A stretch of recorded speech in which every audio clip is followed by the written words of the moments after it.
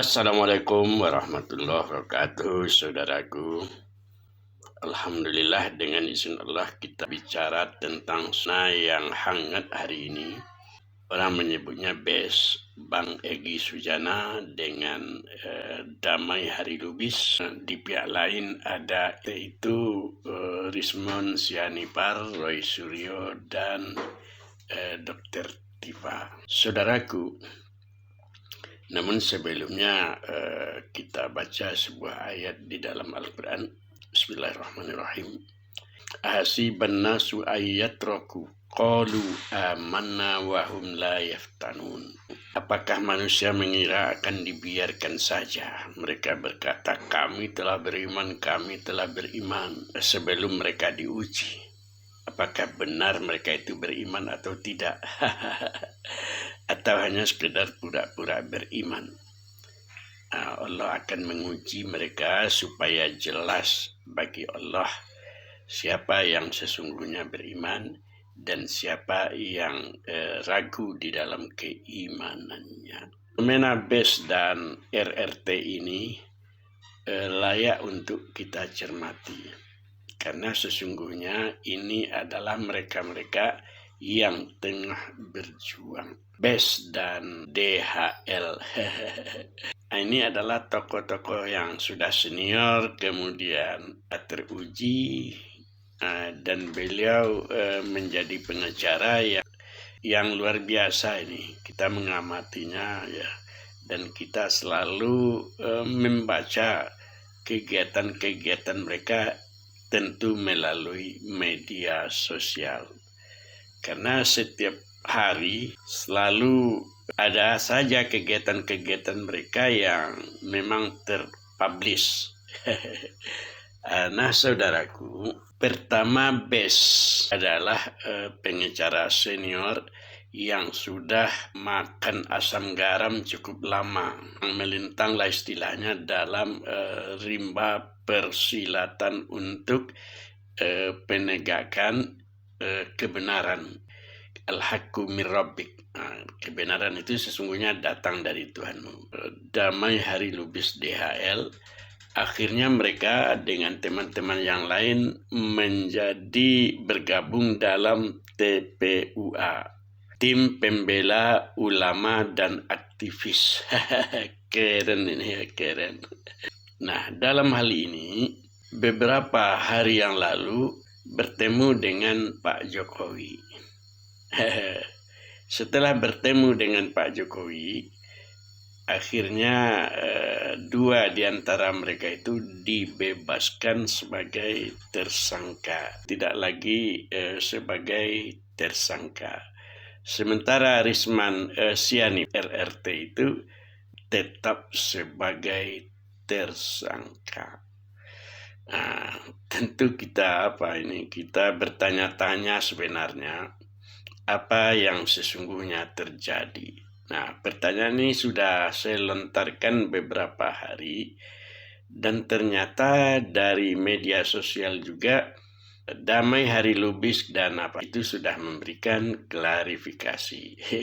Intinya, orang yang dikatakan datang kepada Jokowi adalah beliau berdua, bertiga dengan pengacara beliau kan.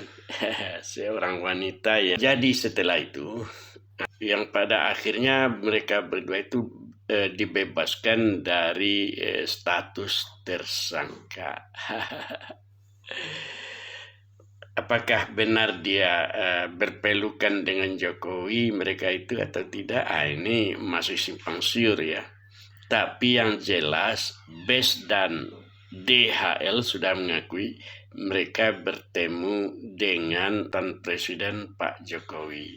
Padahal persoalan ini kan diharapkan oleh umat mereka itu tetap istiqomah dan bisa menjadi pembukti atau pembeda mana yang hak dengan yang batil. Kita bukan menganggap mereka sebagai pengkhianat atau apa. Biarkanlah kehidupan mereka berjalan apa adanya, dan biarkanlah itu menjadi bagian dari kehidupan mereka. tentu banyak yang nyinyir, ini gimana pula ini kok pengacara, pejuang dan seterusnya itu kok seperti itu. Ya, yang namanya dia manusia tentu butuh banyak hal. Ada kepentingan-kepentingan yang tentu mereka sendiri yang tahu itu, saudaraku. Namun di kesempatan ini saya teringat juga itu peristiwa di masa Rasulullah, kisah Ka'ab bin Malik, di mana Ka'ab bin Malik itu kan juga pejuang-pejuang di masa sahabat Rasulullah. Tapi pada peristiwa Tabuk, ada 3 orang yang tidak ikut berjuang. Setelah ditanya yang 2 itu, tentu ternyata ada alasannya. Intinya dipahami, tapi Ka'ab bin Malik, dia tidak ada alasan sama sekali kan. Setelah selesai perang Tabuk, Ka'ab bin Malik itu dikucilkan oleh umat Islam. Karena dianggap orang yang tidak konsisten lah, atau apakah itu sebagai pengkhianat atau apa. Tetapi intinya beliau tidak diajak bicara, tidak bergaul lagi apa. Sehingga dia merasa sedih, berat tanggungannya, tidak diterima di tengah komunitasnya. Intinya tidak ditegur dan disapa oleh saudara-saudara pejuang lainnya. Akibatnya dia tidak merasa bahagia, sedih, menangis dia. Wah, salah dia kenapa tidak ikut berjuang. Toh orang-orang yang berjuang itu ada juga yang meninggal, tetapi kan selamat juga kan. Banyak juga yang selamat, malah menang di perang Tabuk itu. Akhirnya datang kepada Rasulullah, kemudian bertobat, dan turunlah ayat di dalam surat Al-Maidah ayat 118. Terlibat mereka itu diterima oleh Allah. Lapanglah pikirannya, lapanglah hatinya, sehingga mereka tetap menjadi orang-orang yang sudah diterima tobatnya, dan mereka kembali bangkit jati dirinya. Sebagai kisah yang menarik bagi kita, bahwa di dalam perjuangan itu sebetulnya kita berada di dalam satu barisan yang tidak boleh meninggalkan teman, yang tidak boleh melakukan manuver-manuver yang sesungguhnya meruntuhkan perjuangan. Barangkali ini yang kritik masyarakat. Apa sesungguhnya yang terjadi kan?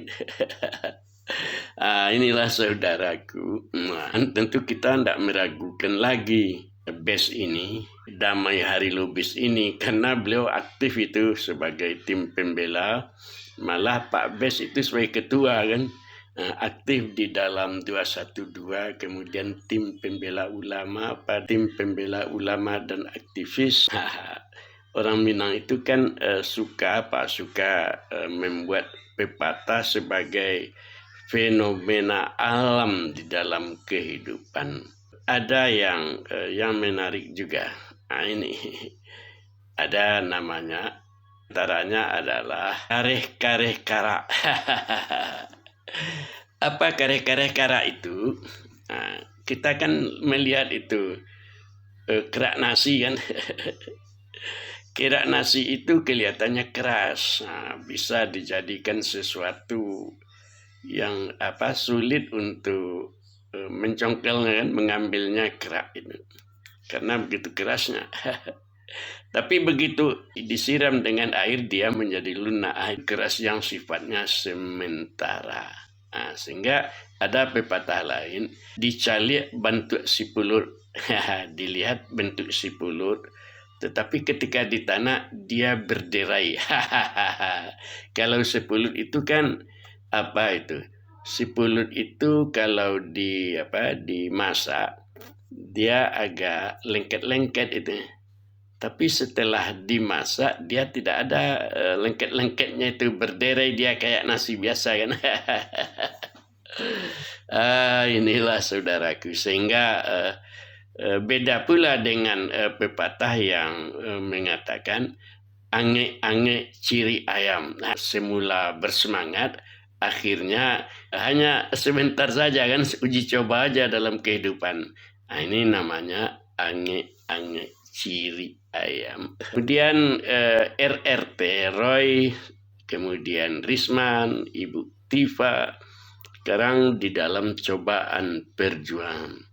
Apakah mereka itu berhasil? Perjuangan itu sesungguhnya kan cobaan, apakah Anda istiqomah atau tidak kan? Oleh karena itu sifat istiqomah itu terus berlanjut, terlepas apa yang bisa Anda lakukan, kemudian apa yang mungkin Anda pikul, yang tanggung. Namun orang-orang yang istiqomah, dia sedang diuji perjuangannya itu. Istiqomah itu perbuatan yang sangat terpuji, orang yang teguh pendiriannya. Indak lapuk dek hujan, indak lakang dek paneh. Dia eternal, abadi, tendiasa, indak layu, dicabut, indak mati.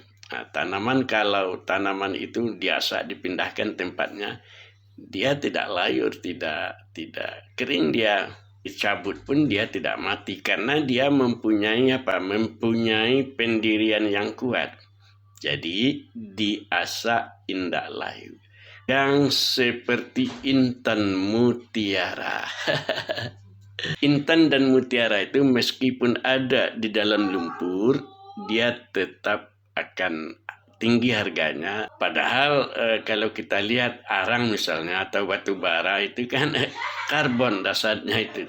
Tapi harganya tidak seberapa. Nah, tapi kalau sudah menjadi intan sekian ribu tahun yang lalu, terus disepuh di alam ini, akhirnya dia seperti intan, itu harganya sangat luar biasa itu, saudaraku. Oleh karena itu orang unggul di dalam kehidupannya. RT Roy Suryo Risman dan Dr. Tifa itu bentuk yang menentukan nanti, inilah yang namanya alam. Mereka itu juga bagian dari alam, tentu akan diuji kehidupan mereka itu. Nah, para pejuang apa saja ya, gigih itu, kalau dia berhasil mengalahkan semua tantangan yang dihadapinya, maka dia dianggap sebagai pejuang sejati. Barangkali itu saja. Assalamualaikum warahmatullahi wabarakatuh.